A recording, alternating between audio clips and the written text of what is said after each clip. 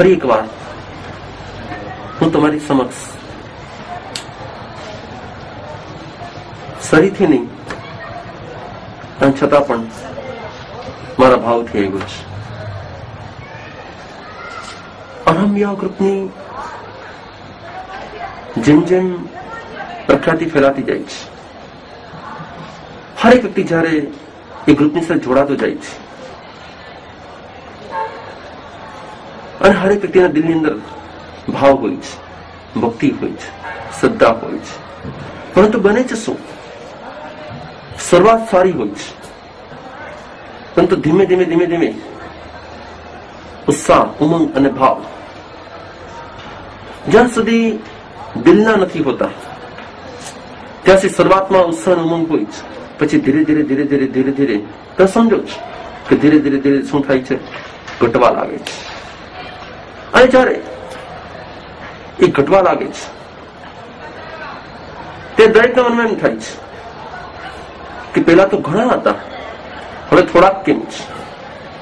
પેલા તો આટલા બધા હતા, હવે થોડાક ઓછા છે. આ નથી આવતા, આ આવે છે, આ તો આવતા જ નથી. પરંતુ હું તમને એક વાત ચોક્કસ કહીશ કે અહમનું કામ એ આત્માનું કામ છે કે અન્યનું કામ છે? અને જો એ તમારા આત્માનું કામ છે તો કોણ આવે છે કે કોણ નથી આવતું, કેટલા આવે છે કેટલા નથી આવતા, સંબંધ એની સાથે નથી. મારે શું કરવાનું છે, મારે કેટલું કરવાનું છે, મારે ક્યારે કરવાનું છે અને મારે કેવું કરવાનું છે, સંબંધ એની સાથે છે. જે બીજાની સામે જોયા કરે છે એ પોતાનું બગાડે છે, અને જે પોતાને શું કરવાનું છે વિચારે છે ને એ પોતાનું સુધારી લે છે.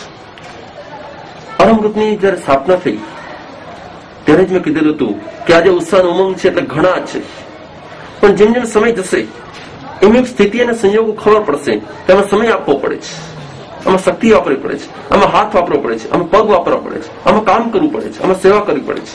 અને જયારે કંઈક કરવું પડે છે ત્યારે જેને કરવું હોય છે એ કર્યા વગર રહેતા નથી, પણ જેને કરવું પડે છે એ એમાંથી પડી ગયા વગર રહેતા નથી.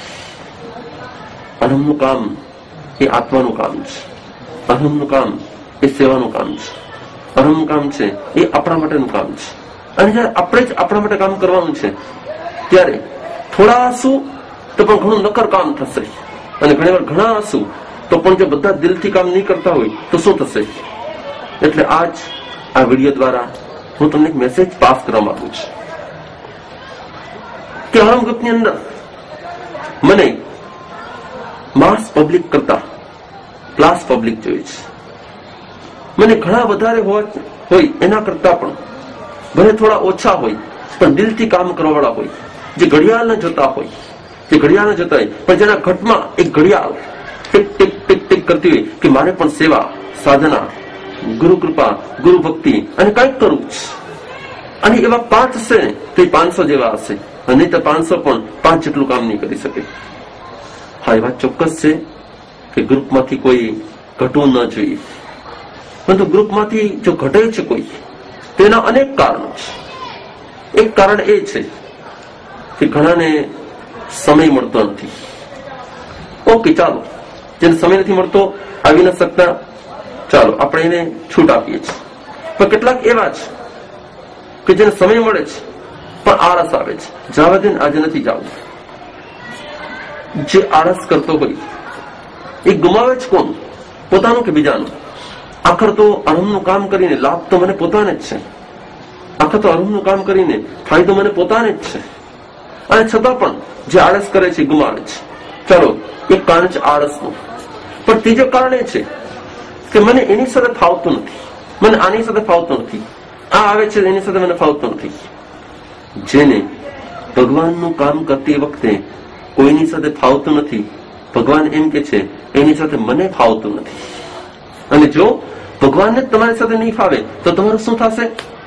એટલે યાદ રાખવા જેવું છે કે ભગવાનનું કામ કરતી વખતે આપણે એક જ સૂત્ર યાદ રાખવાનું છે કે મને બધું ફાવશે, મને બધું ચાલશે, હું બધું કરીશ, મને જે સોંપો એ હું કરવા માટે તૈયાર છું. કારણ કે આ કામ એ મારા ભગવાનનું કામ છે, આ કામ એ મારા આત્મા માટેનું કામ છે.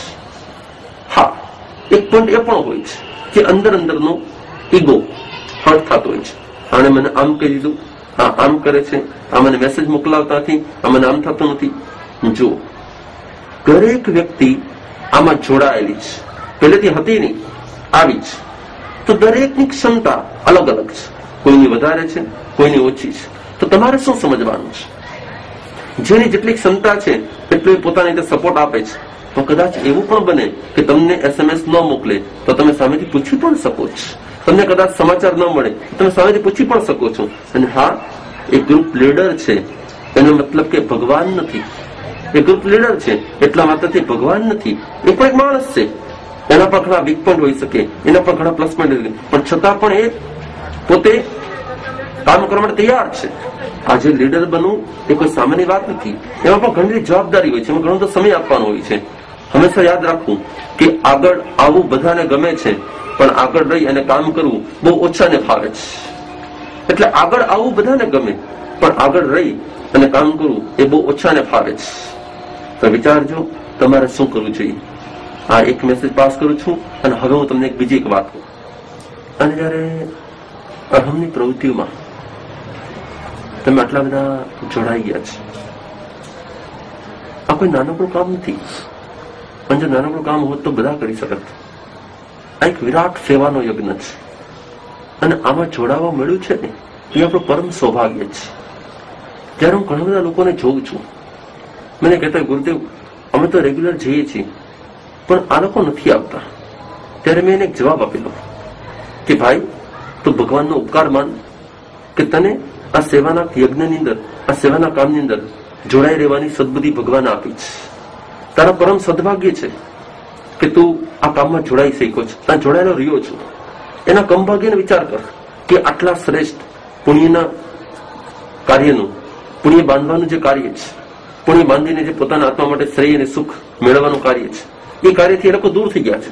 એટલે એ લોકો સુખથી દૂર થઈ ગયા છે, પરંતુ સુખથી નજીક થયો છે. એ નથી આવતા વિચાર ન કર, એના કમભાગ્ય છે કે લોકો નથી આવી શકતા. એના કમભાગ્ય છે કે એનાનું મન થતું, એના કમભાગ્ય છે કે એનામાં આળસ છે, એના કમભાગ્ય છે કે ઈગોને કારણે નથી આવતા, એના કમભાગ્ય છે કે જેને કારણે એ ગ્રુપમાં હોવા છતાં પણ ગ્રુપમાં નથી આવતા. તારા પરમ સદભાગ્ય માટે તો પરમાત્માનો ઉપકાર માન કે આ ગ્રુપ મળીને તને આટલી સેવા કરવાનું, આટલા પુણ્ય બાંધવાનું, આટલા સંસારમાં રહીને પણ પાપની વચ્ચે પણ તને પુણ્ય બાંધવાનો એક અવસર મળ્યો છે. એટલે જે નથી આવતા એના કમભાગ્યનો વિચાર કરે અને તારા સદભાગ્યનો વિચાર કર કે તારા પૂર્ણ સદભાગ્ય છે કે તને આવા સેવાના કાર્યમાં પરમાત્માની કૃપાથી, ગુરુની આજ્ઞાથી, ગુરુની પ્રેરણા તને જોડાવા મળ્યું. તારા સદભાગ્ય નહીં તો બીજું શું કહેવાય એમ. એટલે હું તો તને ચોક્કસ એટલું કહીશ કે ગ્રુપમાં જેટલા આવે છે એટલાના પરમ સદભાગ્ય છે. અને ગ્રુપમાંથી જે લોકો નથી આવી શક્યા